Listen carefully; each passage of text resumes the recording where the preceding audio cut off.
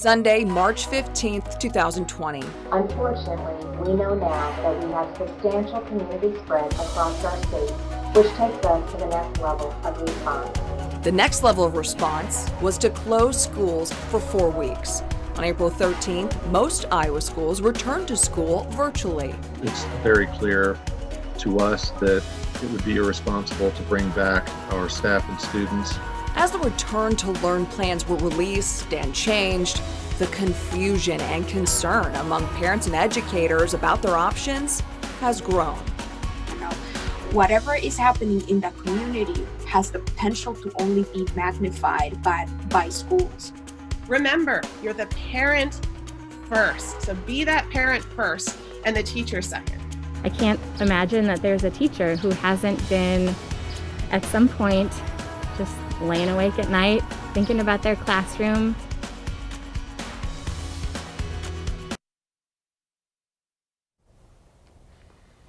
Thank you for joining us. By July 1st, school districts were required to send in their return to learn plans to the state. On July 30th, Governor Reynolds issued a proclamation essentially reversing course for most Iowa school districts. Her plan prioritizes in-person learning, requiring students be in the classroom at least 50% of the time. Not only did it leave schools scrambling to rework their plans, parents are left with more questions than answers. Tonight, we'll provide you with information so whatever decision you make for your students, you'll know how it could impact your family and your community. And everything related to school and COVID-19 seems to revolve around numbers. And so here are today's statewide figures from the Iowa Department of Public Health. More than 49,000 Iowans have tested positive for coronavirus. 37,000 have recovered. 224 people are in the hospital right now with the virus. 933 Iowans have died. More than 10,000 people in Polk County have tested positive for coronavirus. 7,000 have recovered. 66 people in the region are in the hospital with the virus. 207 people in Polk County have died. To start tonight, we're going to put those numbers into context and try to give you the state of COVID from the perspective of medical professionals. So joining us first, we have Dr. Nicole Gilg from Broadlawns Medical Center and Dr. Rosanna Rosa with Unity Point Health. Dr. Gilg is a board-certified family practice physician, chief physician quality officer, and section chief of the primary care clinic at Broadlawns Medical Center. She also holds a master's in public health and serves on the Polk County Board of Health Advisory Committee. Dr. Rosa works as an infectious diseases provider at Unity Point Des Moines, and she is board certified in internal medicine and infectious diseases. Besides her daily clinical duties, Dr. Rosa's areas of interest also include antibiotic stewardship and hospital epidemiology. I want to thank you both for joining us here tonight. So you are both familiar with the numbers and trends the Iowa Public Department of Health reports. So let's get a little bit more into what this all means. So that's what we are working on first. And did I hear you right? Can I listen to the director one more time? What was that note? Okay, so let's go first to Dr. Gilg. Thank you so much for joining us. What do you see with the trends? I mean, are they generally positive or are they concerning?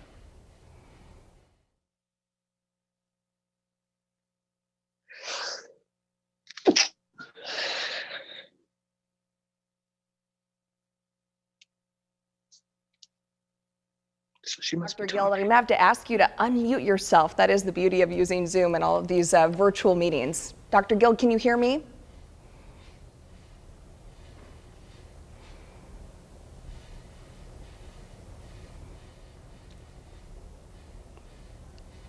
Can you hear me? There we go. Hi, welcome. You were on mute, so I'm going to have to ask you to go back over what do you have a TV on in your office? My apologies. Yeah, so what I said, when you look at the trend from the beginning of the pandemic, of course, the numbers of case counts and hospitalizations went up in April and May, and then came back down in June. And then started to creep back up in July and now have been stabilizing over the past couple weeks. Hospitalizations also increased through the months of April and May, and then went back down in June. And then went up a little bit in July and now have come back down and seem to be stabilizing as well. We haven't been seeing the numbers that we saw in May, which is reassuring. But certainly it looks like this is here with us to stay unless we make some more changes. When you say make some more changes, what's top of mind for you? I think we have clear evidence on what we need to do. I think the numbers here in Iowa, in Polk County, show that it's effective. We brought our numbers down in June. I have no reason to believe we can't do it again. And it's really focusing on those things that you hear everyone say over and over. Good hand hygiene, trying to social distance at least 6 feet, more when possible, always wearing a mask when that's not possible. And again, just really following those main things. Yeah, so I have to ask you, early research indicates there may be long-term health effects from COVID, including in asymptomatic people. Especially concerning are the reports of heart damage and brain issues. What should our viewers make of that research? I think it's concerning for sure. And that's one of the reasons that even, as the death rate, when you look at it over the population, maybe doesn't seem as bad as we thought it would be initially at the beginning of the pandemic. Even outside of the death rate, there's significant morbidity, there's significant side effects and really long-term effects, as you're mentioning. We've seen in different studies, there was a study that came out of Germany that was looking at maybe a younger population with an average age in the 40s, 50s, who were mostly 2/3 of that population had recovered at home, had not been hospitalized, and they, in weeks and months after, were still found to have significant cardiac disease, similar to what we see in patients that have had a heart attack. Similar findings that we're seeing in terms of neurological diseases, if it's neuropathy, numbness, tingling, or more cognitive dysfunction. There is a lot of long-lasting symptoms that we're seeing associated with COVID-19 that, we didn't know about before, but unfortunately for a lot of patients with COVID-19, these symptoms aren't going away over time. We're watching science in real time, the research, the knowledge, and we don't usually get this front row seat, and we're digesting all of this knowledge, and it brings up a lot of questions as we continue to learn more. So this is almost exciting. I think a lot of us want to be excited about that. At the end of July, the FDA approved the first test for coronavirus antibody testing. Can you explain what antibody testing is, and then how is it different from antigen testing? Absolutely. So, and there are 3 things that you will hear people talking about, which is PCR testing, which is looking for the genetic material of the virus, and then antigen testing, which more recently has come into the news as it is a quicker and perhaps cheaper way of testing. Both PCR testing and antigen testing are looking at patients that are currently infected. Antibody testing, on the other hand, is looking for antibodies which show that you've been previously infected with the virus. So antibody testing is what we would use to check and see if someone had been infected weeks prior. Antibody testing is not used to diagnose whether or not someone has the infection right now. So that leads me to the next question about immunity. If we could get to that briefly, we want to talk about more specific numbers, so maybe we'll have to address that another time. But before we let you go, we do want to talk about those numbers. So the state threshold for schools to go online only is 15 to 20% positivity rate in the county. This is a lot to comprehend with a 10% absentee rate. So what do those numbers translate to in real life for big school districts like Des Moines? And what about West Des Moines, which crosses both Polk and Dallas counties? I think the easiest answer is we don't know. We have not seen these numbers with previous viral illnesses. 10% absenteeism is not something we see in a normal year. So what that looks like, we're not entirely sure. The evidence we have from other countries that have been back in school before the United States have shown good results, that they are able to keep their schools open. However, they have had percent positivity much lower, so less than 5%, and a lot of those countries have had less than 3%. So what does it look like to go back to school when our percent positivity is in the teens or, above that 5% range? We don't know. And I think the better question than, whether or not we can open schools is, can we keep them open? Can we keep people back at business and a healthy workforce? All of these are very good questions because the evidence we have had from countries that have done it successfully is a much lower percent positivity than what we have right now. Yeah, it does sound high, but thank you for explaining that for us. Dr. Gill, we really appreciate your insights. And as always, we appreciate your help educating us and our viewers. And now that you've got the latest information on coronavirus and the state of coronavirus in central Iowa, what does it mean for your family's plans? We'll speak with 2 pediatricians next on reopening schools, protecting your family.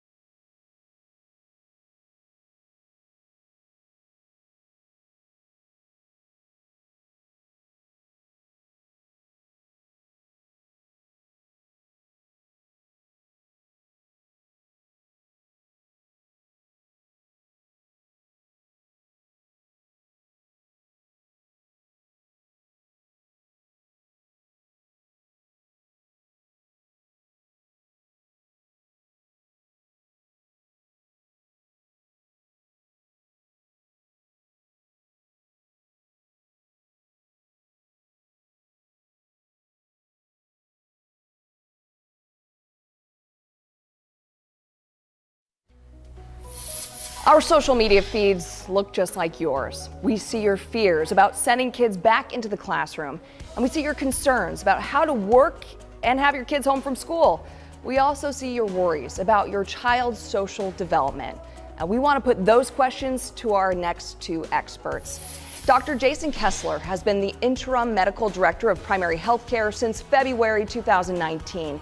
He spent the first 10 years of his career practicing as a pediatrician before becoming a medical director for the Iowa Medicaid Enterprise in 2010. Now, prior to working at PHC, he served as the program director for Des Moines University's Physician Assistant Program.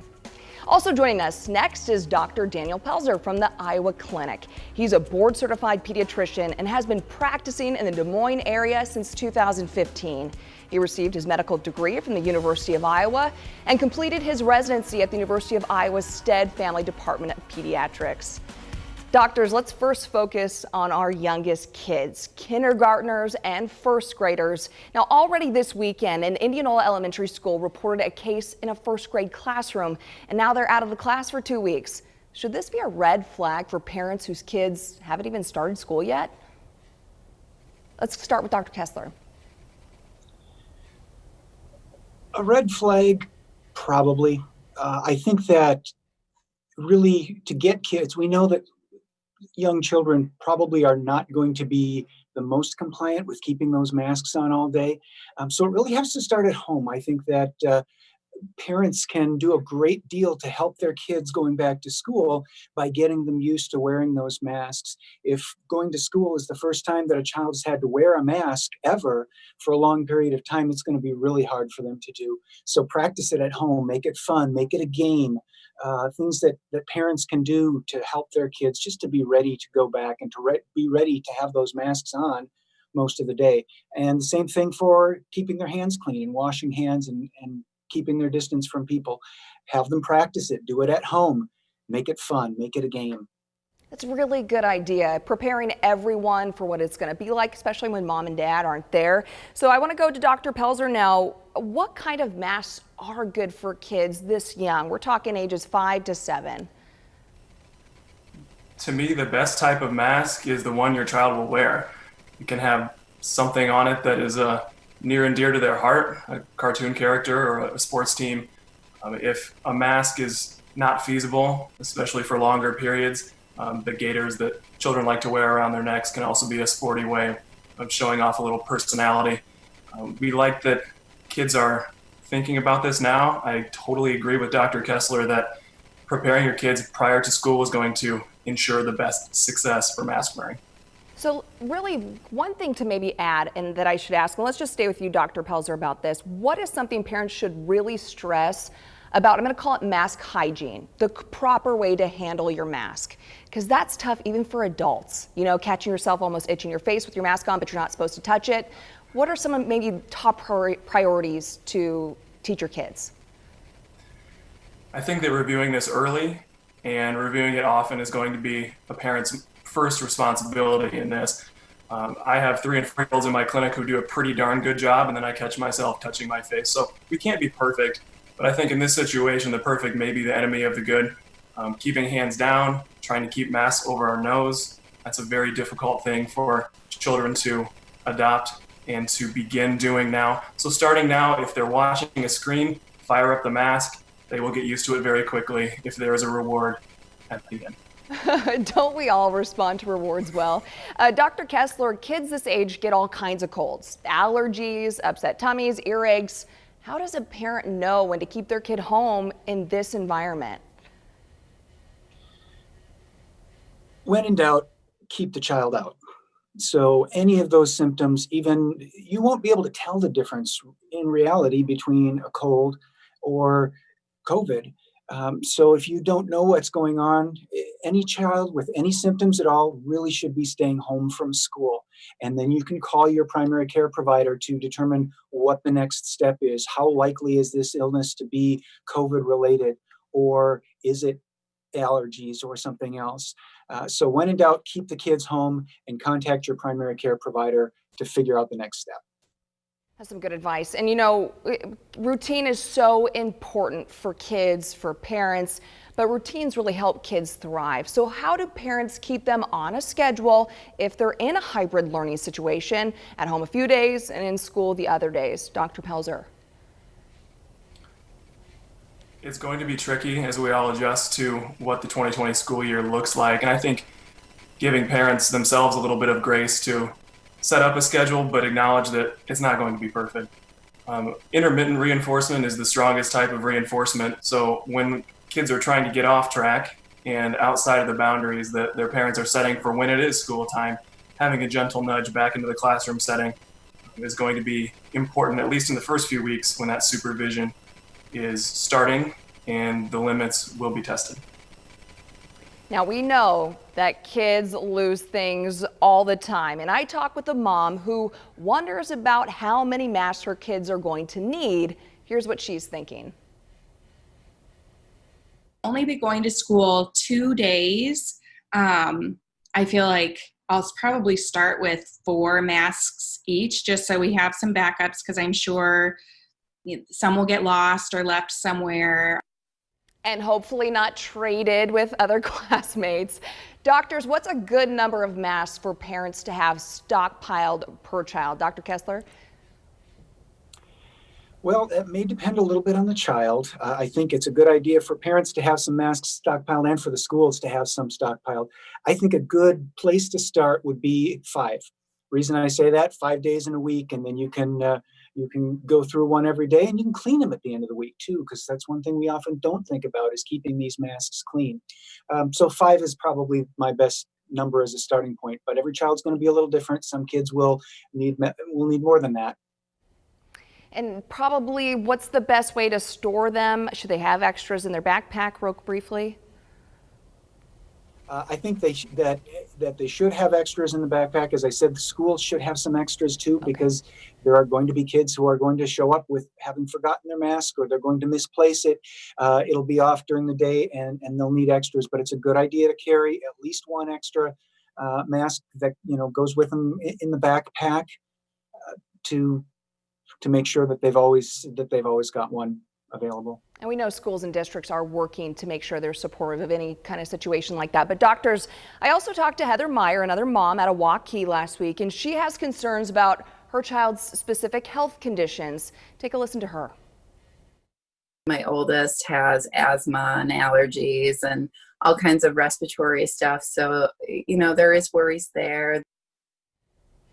So she's not alone. I also had a viewer write into me. Kelsey Argan-Bright asks, are children with asthma an increased risk for developing serious symptoms if they contract COVID-19?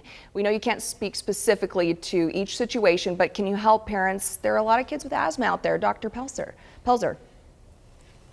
Asthma and allergies are constants in our world of pediatrics, and especially seasonal allergies as the harvest kicks up in the fall. It may be difficult to even distinguish at the outset what's a itchy eye seasonal allergy from preliminary signs and symptoms of COVID. So we acknowledge that parents are going to have a hard time with this. It is imperative that kids with any chronic health condition, be it asthma, allergies, or something more serious, be even better versed than their classmates regarding wearing a mask every single day at school. I don't think we can fully get rid of parental concern, but we can certainly do our best to prepare these kids extra special so that they know that their health to some degree is in their hands. Yeah, and an open line of communication probably with their teachers if they're struggling to breathe. So most of what we've talked about with elementary school kids does apply to middle school as well, but there are a couple of specific issues older kids face. Middle school is when students start changing classrooms with every period. What should those kids do to stay safe? Dr. Kessler. Well, the most important thing is the same things we've been saying for a long time. They need to wash their hands, they need to keep their distances, and they need to wear the masks. And those things are really crucial. To whatever extent possible, it will help for the schools to move kids around a little bit less. And if that means moving teachers around a little bit more, that may be one way of addressing that issue. But the most important things are really to get those kids wearing their masks and keeping their distances and keeping their hands clean.